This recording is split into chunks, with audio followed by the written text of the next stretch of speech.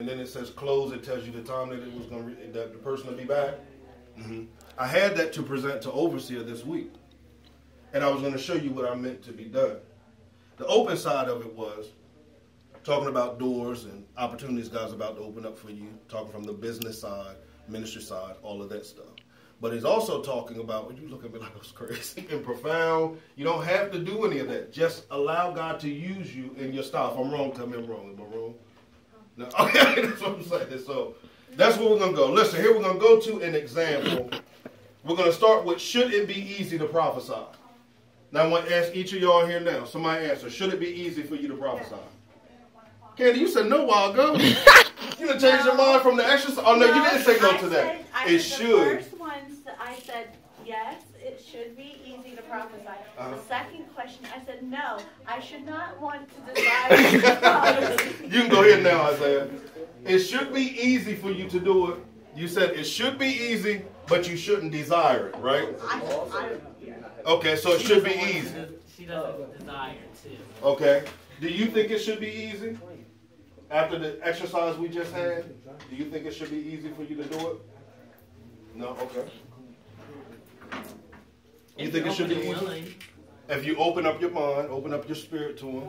Mir, do you think it should be easy? No? Okay. All right. So one of the reasons that I try to explain to us that it's as simple as relaxing and letting him speak through us is because sometimes we complicate things that aren't as complicated as they appear to be. And for most of us in the church, we misdiagnose what prophecy really is.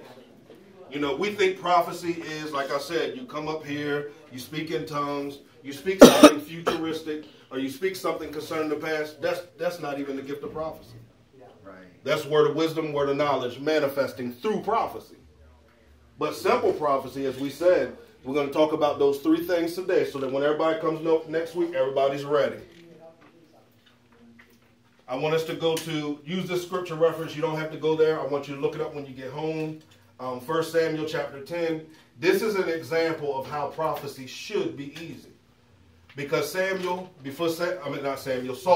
before he was even called to be king, he wasn't even anything at that moment. Samuel ministered to him. And as Samuel ministered to him, Samuel began to tell him how he was going to be amongst prophets. And he was going to begin to prophesy. And that thing actually manifested in the midst of his life. Y'all here, you're amongst a whole lot of prophets on a weekly basis.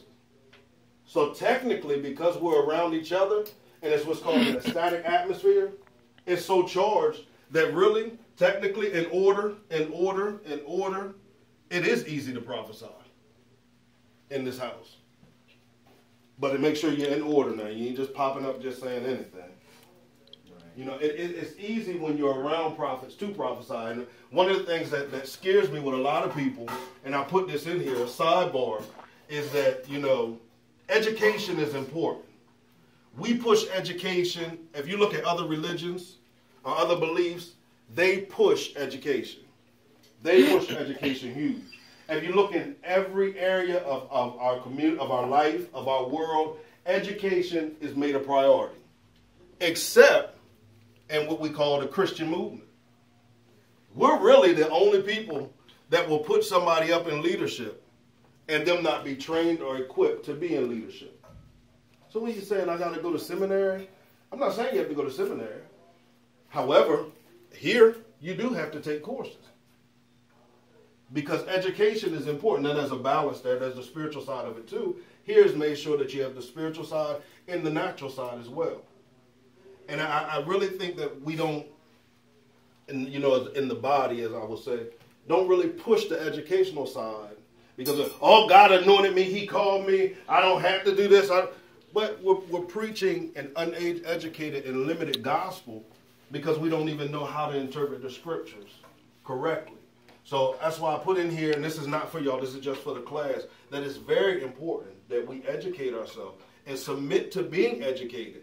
And sometimes the education just comes in a service, just from watching those that are seasoned, so that you understand even more how you can flow and how God has designed for you to flow. All right?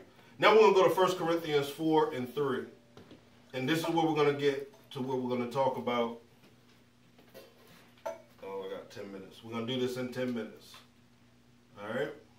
So that we come in ready next week. The 3 areas I said were edification. What is it? F-I. Oh, yeah. Yeah. I was like, why was I putting the A there? Exhortation. And comfort.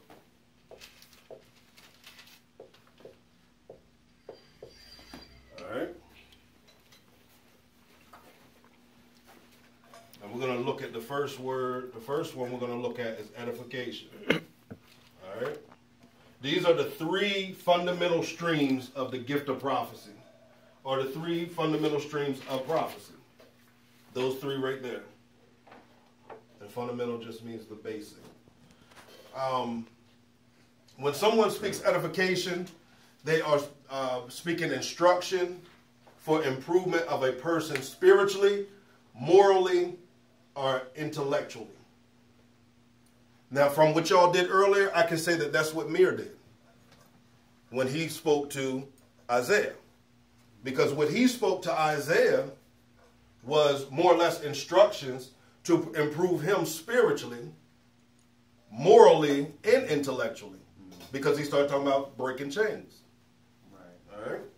Now, the next phase of that is called enlightenment.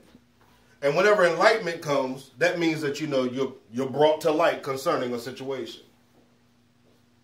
And sometimes when people speak to us and it's brought to light, we don't even see the situation that's right before our face. We don't understand how people see us. This young lady spoke enlightenment. Because when she ministered to you on the level that you minister. Because when you minister a lot of times, what do you use in your ministry? Children books, nursery rhymes. That's what she ministered to you. All right? Listen at this word for it, though. Sophistication. Sophistication. Anybody know what that means? If you call somebody very sophisticated, if they're sophisticated, what that might mean? Don't be afraid to say the wrong answer. Guess. You said you were going to talk today. I always thought it was smart, educated. Okay. Smart, educated.